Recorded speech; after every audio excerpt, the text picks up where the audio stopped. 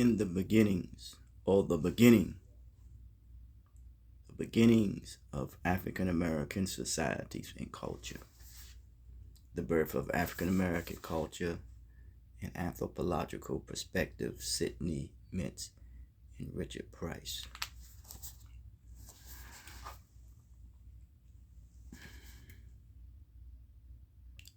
I just want to try to, at what minimum time, when it comes to the center of one's focus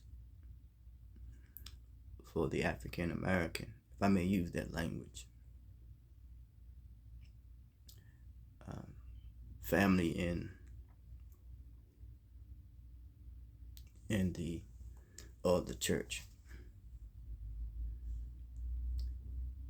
In this book here, it was said that chapter 4, before any aggregated of plantation slaves could begin to create viable institutions, they would have to deal with the trauma of capture.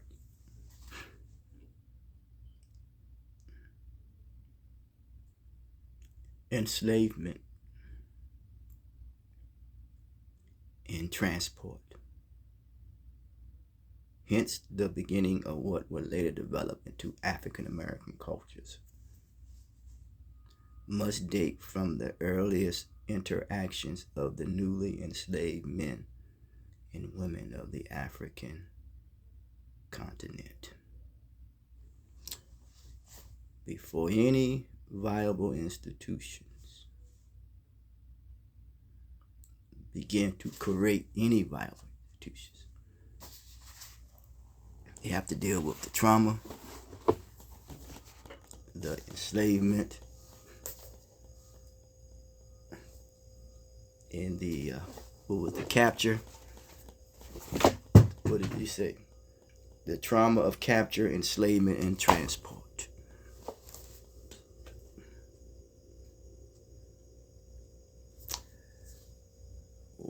Here's the trauma, man. The trauma. Coming together to deal with the trauma.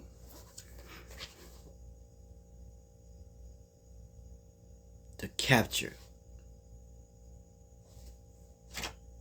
the enslavement, and the transport. I just put it in for when it comes to the center of focus of the African American family and religion.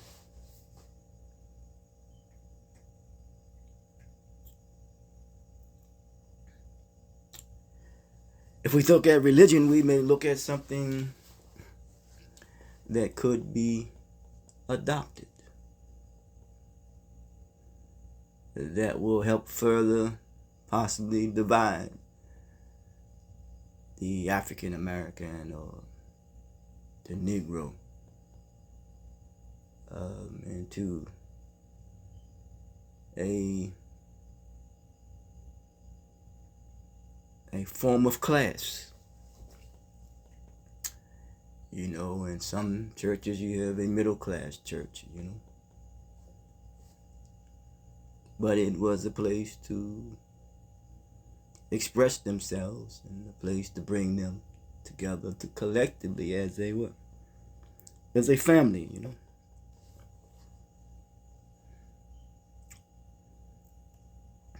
Bonding took place. They were able to exchange their finances, donation, and contribute to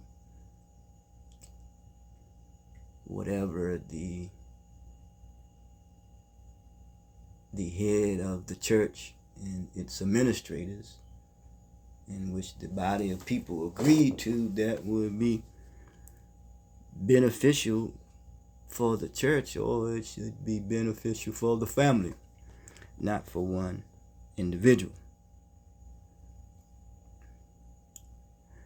But anytime we come together, as Nina Fuller was saying, we should come to give each other constructive value. We should come and, deal with the trauma, man, the residuals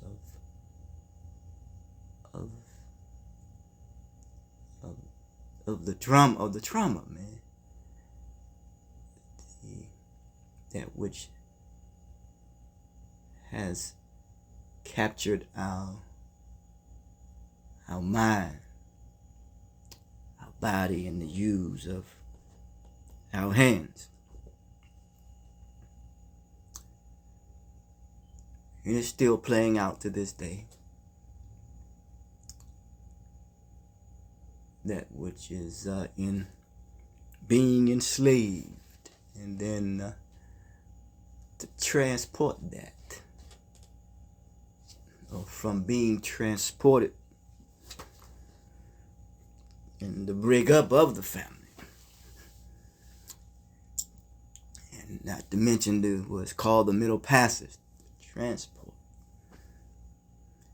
It's almost like a motion picture, and not to downplay none of this stuff, man. This is serious, man, because the residuals of it still affects, is in effect today, of someone being captured and brutal and separated from family, and then to be a part of an institution or a church outside of the family from which one was born into, but yet transported and taken from that. And then we can see now that whether we be Christian, Hindu, whether we be Christian or Muslim, I just use those two. And if you want to look at the religion from a point of view, we see how that is even dividing, people, families, And you can look across the caste system, across the globe, how, socioeconomic status, all that is dividing people, destroying the moral fabric of humanity. And it seemed to become a religious practice. So what has captured the imagination or the attention of the people? And how it is being perpetuated and promoted through sensationalism. And that's traumatic, man. Very traumatic.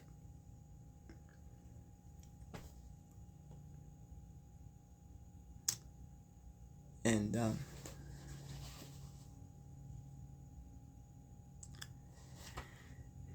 in a book written by E. Franklin Frazier, The Negro Church in America,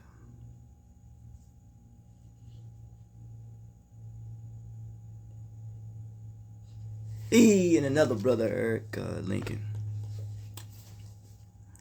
he talked about the Negro Church, and we know how when blacks were barred to sit in certain places, and then Richard Allen and Absalom Jones and the other guys, whatever, created their Methodist Church.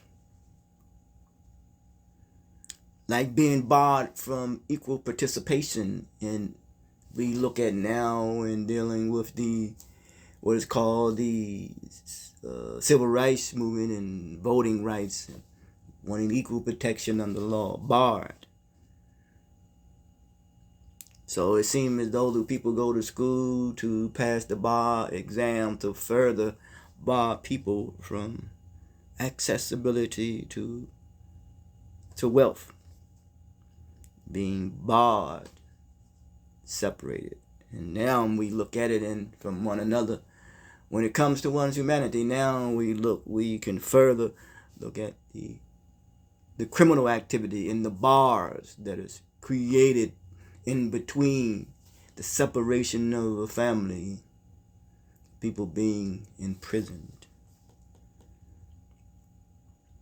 barred from full equal participation in any public institutions of the country, but not permitted to develop their own own in most realms of life.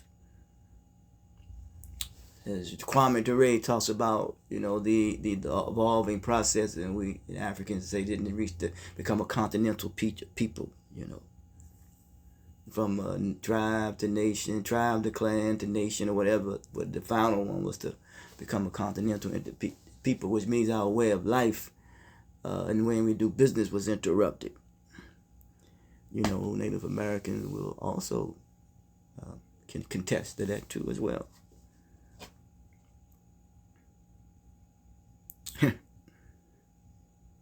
It's just some sick stuff, man. The American Negroes were free in an ironic sense to develop their own family and religious life by American caste rule. You can be free to do what you need to do, but it must be done under our supervision, No person of any degree of Negro ancestry can be kin.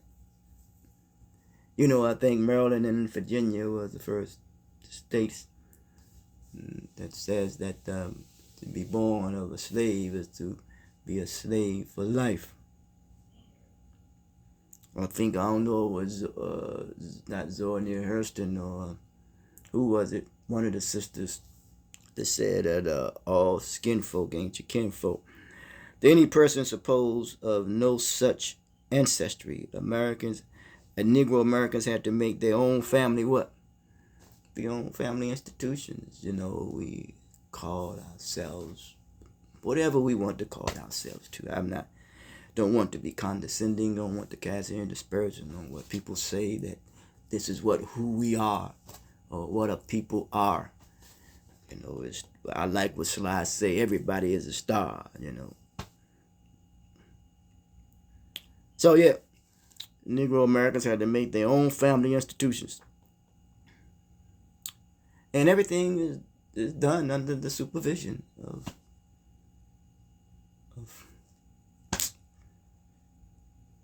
this white Americans who became white because they had black slaves. We know black and white is just conceptual. It's nothing biological. So what is enslaving us? Not only ignorance, but it's also, concepts.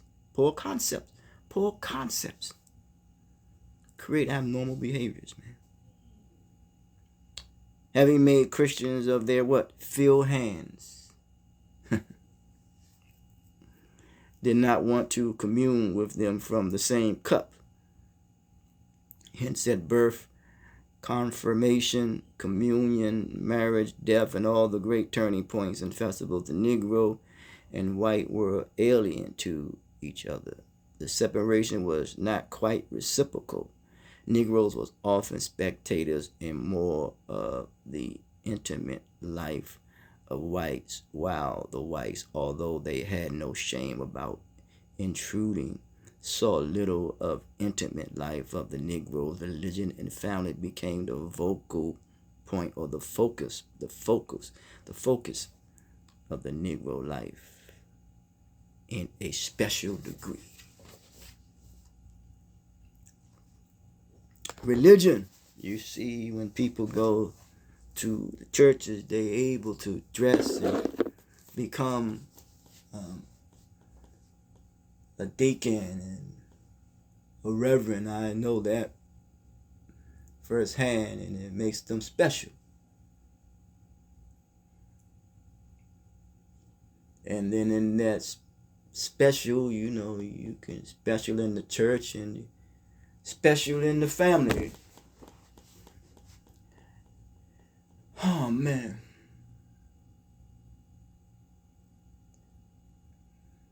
This debacle, man, of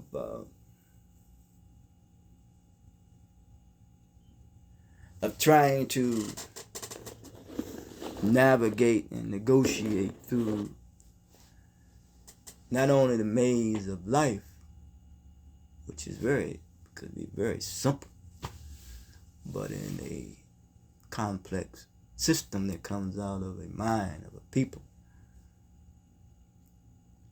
that are create an environment that put people at odds, not only with themselves, but maybe they themselves are at odds with with their humanity.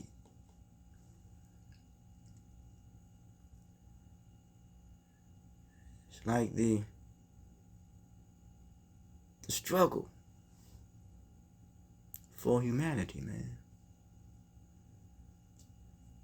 To have a sense of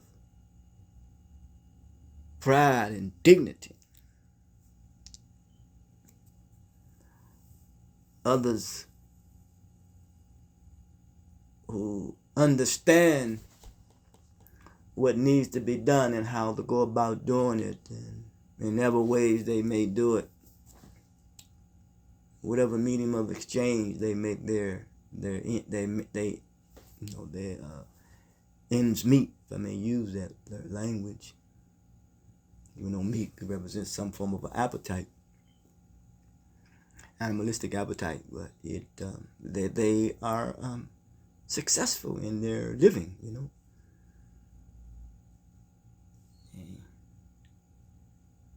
live in castles, gigantic houses, very boisterous about it, and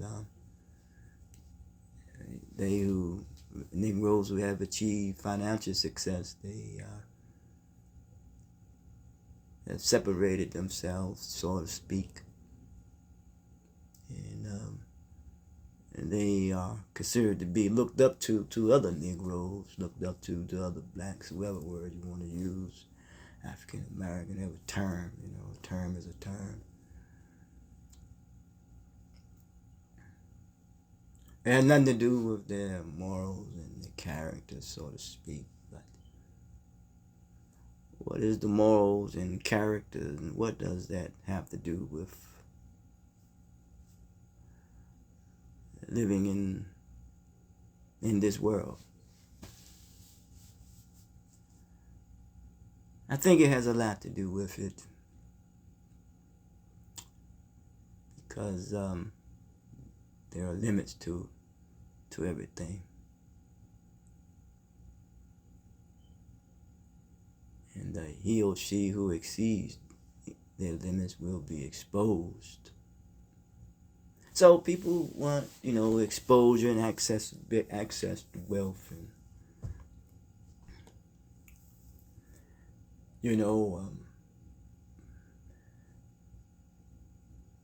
and want to live life in this world of abundance and enjoy the finer things of life. I mean, you look back in the time of what they called it the Great Depression. I mean, it was great. Like it was great to, it's the language to depress people, but it was just so severe. The challenges that they had to deal with in that time, and not to mention the challenge that some people had to deal with when it comes to living in abject poverty, being enslaved mentally, and your labor is being used to further make another person rich in his or her family. We look at some of the urban cities, as they call it, as one brother says about where the vultures are, wherever the dead carcass is, that's where the vultures will gather. I think the what they call the English Bible said wherever the eagles is, to some effect. Mentally dead. Someone applied it to being mentally dead. It don't necessarily mean that it's so, but it makes sense to me. When you're dead, somebody feed off of you. And of course, you got in that word called incorporation. Of course, So,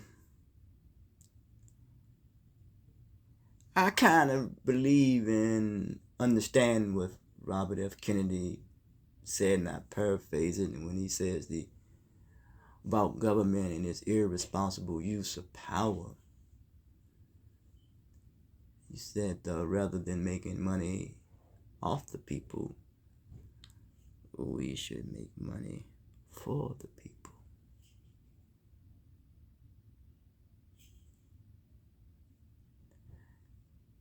People over profit.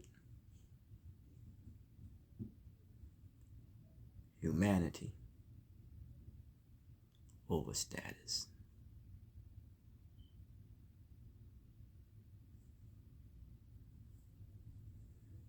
Until next time.